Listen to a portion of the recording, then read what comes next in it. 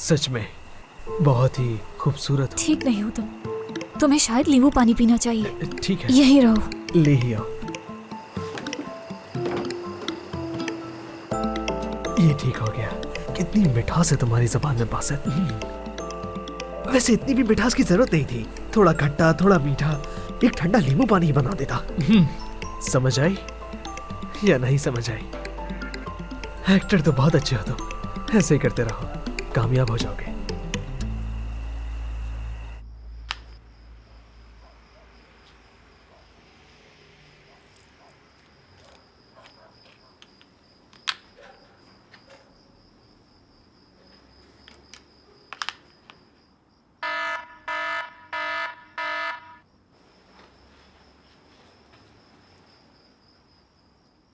आयशा सोना नहीं है क्या?